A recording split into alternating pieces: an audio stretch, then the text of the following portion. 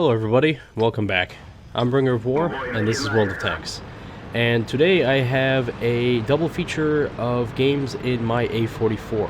That of course is the Tier 7 Russian medium, on the prototype medium line.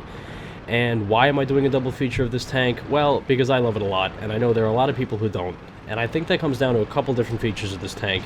As you can see here, it has a rear-mounted turret design, which is kind of odd looking, so I think simply the aesthetics turns off a lot of people. But also it offers new abilities, but also challenges for gameplay. So a front-mounted turret can be a lot better for poking corners. The rear-mounted turret, certainly not the case. You have to be very careful with that. However, with the rear-mounted turret, you can side scrape if you have hard cover that you can use. So that's one advantage of having this kind of setup, but it's not for everyone. Other features that bug people are the absolute lack of gun depression. As you can see here, there's very little room for the gun to depress.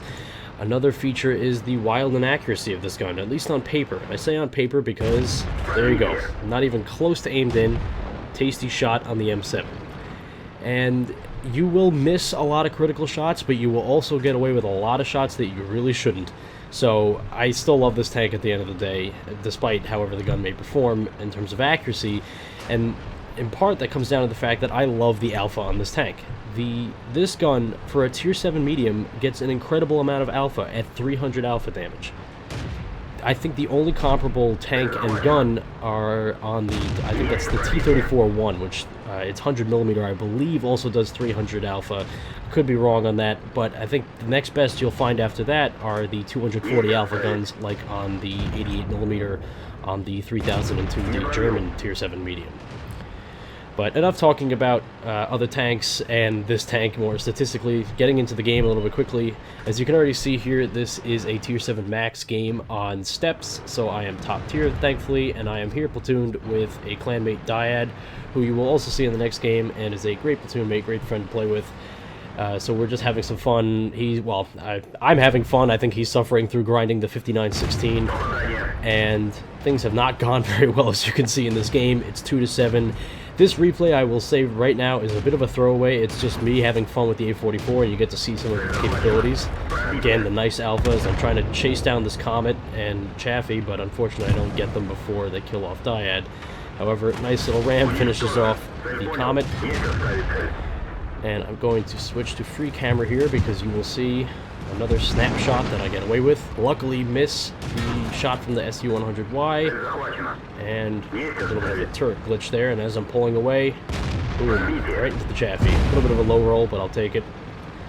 And yeah, I can already tell at this moment, there's no way we're coming back from this. Our heavies, I don't know what they've been doing all game, have somehow wound up behind me, and make a big mistake there, take a hit from the SU-100Y, but I can stomach it because I have the hit points, and also, as you see, this tank does have a decent amount of armor. It can be very easy to get ammo racked, but it still is typical Russian, doesn't care, just roll around, have fun, derp sort of play style. So it can be a lot of fun like that. Trying to finish off this SU-100Y because I know that the rest of the enemy team is creeping up behind me, and will soon be getting more shots into me. I think that was an artillery hit coming in from behind. So I finally finish him off. Some wonderful driving there into the wreck of the M7. And yeah, the rest of the team is now in the corner, or at least the rest of the enemy team is now in the corner except for their artillery.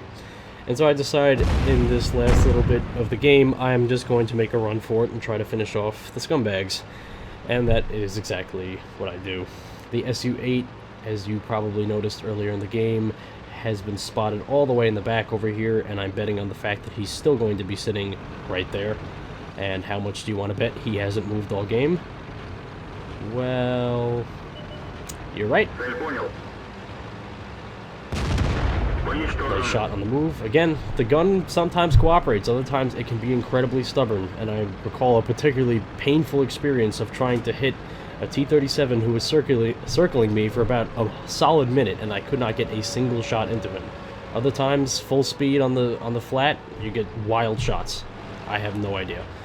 So, and I'm sure 9.6 is coming to everyone's mind. You know, you would think that 9.6 would have totally destroyed this tank, but it still works, at least for me. So now an M41 in front of me and a bishop to my right, and I decide to go for the bishop. That way I'm not too out in the open and I can get into this trench over here, and this poor bishop is panicking. He doesn't know what the hell to do, and fortunately I don't get to one-shot him. I should have loaded HE, but the reload is a little bit long for that at about 9 seconds. So I just fire the AP shell, take another shot, finish him off, narrowly dodge a shot from the M41, and the challenger plants his shot right into the ground. Try to take a shot against him, no luck, and his reload is certainly much better than mine. And I figure, well, I'm gonna die, so I might as well get my last hit into the M41. Finish him off, and that's the end of this. But as I said, this was a bit of a throwaway game. I did get a top gun at the end by killing off the 3 scumbags, but yeah, it's a throwaway game just to show you how much fun you can have in this tank, really just throwing it around, using the speed, using the very unpredictable but fun gun. And the next game is a little bit close, it's a little bit similar, but that has a much more positive result. So I will show you the stats for this game, and then we will move on to that one. So for a rather silly defeat, I was handsomely rewarded in terms of credits, experience, and medals. As you can see, this was an Ace Mastery badge in the A-44, as well as a Top Gun, a High Caliber, and one of my favorites, a Pascucci's medal, as well as a Lucky medal. And I had to go back and look up where that happened. Apparently the AMX-12T who was coming after me was killed by, I believe, the Challenger on the enemy team. So thanks for saving my life and for the Lucky's medal. As you can see, I did 3,300 damage, which was way ahead of what the rest of my team did, and I walked away with 36,000 credits.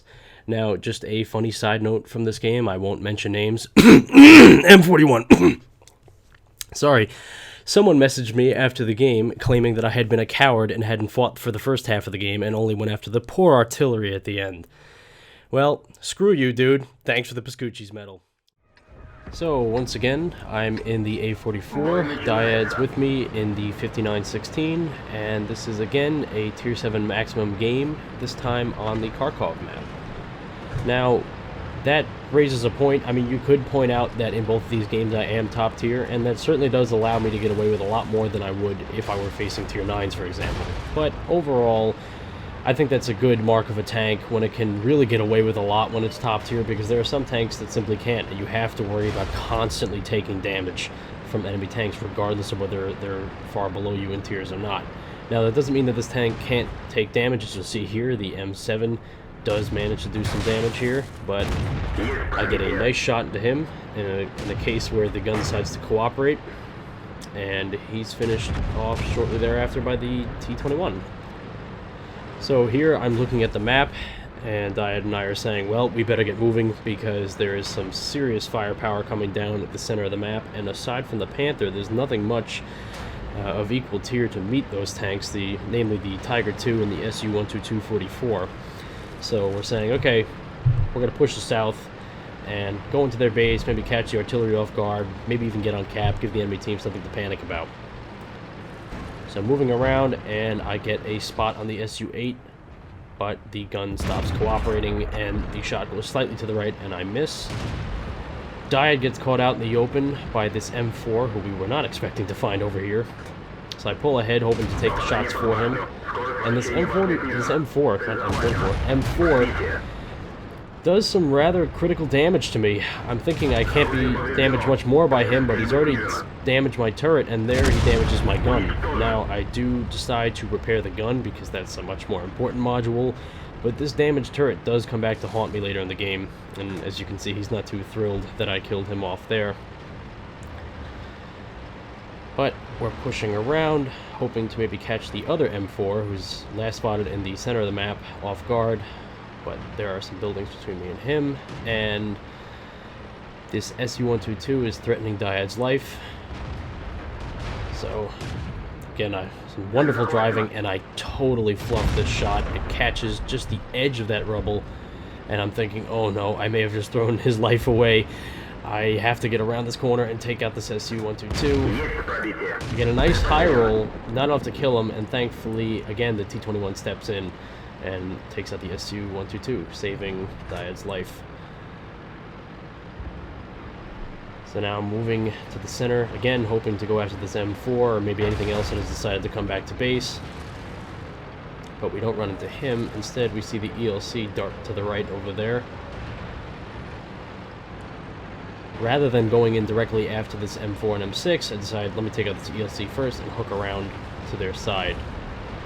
And here I make a critical mistake. I figure I can snapshot him on the move, and that damaged turret catches me off guard. And I miss the shot. The ELC damages my ammo rack, and that is another major flaw of this tank. The ammo rack is damaged by absolutely every shot that goes into your side, and I am using a wet ammo rack module on this, so yeah, you can see just how easily that ammo rack is damaged. A little bit more careful there. Do get the shot into the Leopard, and thankfully this Tiger's ignoring him for the moment.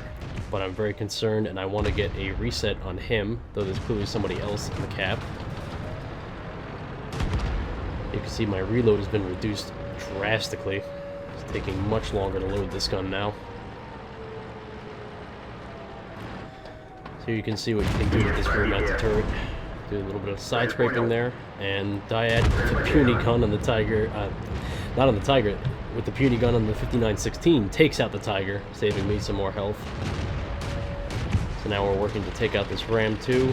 Again, struggling to reload this gun. And when I get the shot up, finish him off. Now we see an M4 coming around, so once again, I try to push out in front to take any hits. And unfortunately, I didn't notice it at the time, but this M4 also took out my loader. I'm not having good luck with M4s this game, and I didn't notice this, and this nearly got me killed, as you will see. But I'm just carrying on, and managed to get a shell loaded and take out the M4, and I see the Stug coming around, and I'm trying to get out of his line of sight so I can have some time to reload. I'm not sure why I didn't spot that my reload had suddenly doubled, but heat of battle, I guess I was pretty nervous and I didn't notice it.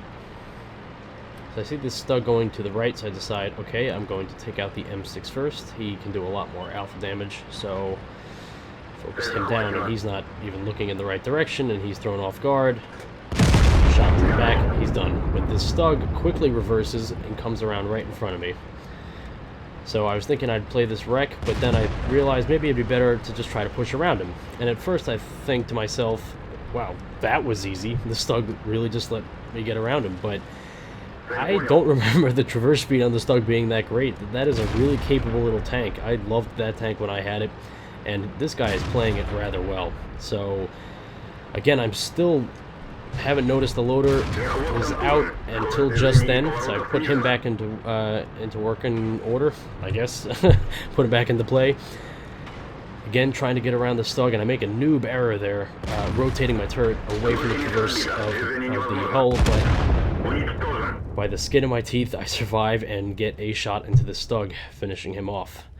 So 5 kills, and I win the game on 43 health with my ammo rack out, one of my tracks destroyed, my turret damaged, and now my driver injured as well. So this is a tough little tank that, if it decides to cooperate with you, will cling to life and will sometimes put out a lot of damage. And we'll see exactly how much I did in the post-game stats. So while this game ultimately ended in a victory, it wasn't nearly as spectacular as the previous game in a way. I did receive a nice amount of experience, as well as a high caliber medal and a steel wall medal, and I'm pretty sure the latter is entirely thanks to the Leopard who fired his whole clip at me. But as you can see, this was only a second class mastery badge, and I didn't do as much damage as in the last game. This was only over 2200 damage, which is not a bad result, and I think still highlights the fact that if you continue to fire this gun, keep it going, that 300 damage really adds up rather quickly, and this can be a very potent tank, even if its gun depression and the gun accuracy and some other features deduct from overall playability. So I hope you guys enjoyed these replays. I know these are not the best A-44 games ever captured and put on YouTube, but I think they show how much fun I'm having with this tank, and I hope you guys are too. But I'd like to know what you think, so let me know what you think of the A-44 in the comment section below. Let me know if you love it or hate it. And I'm actually thinking of making the A-44 the subject of my first tank review, so if that sounds like something you guys would like to see, please let me know. And if you enjoyed this video, please comment, rate, or subscribe. It'll really help me to get my channel off the ground. And I'd like to thank you very much for watching, and I'll catch you next time.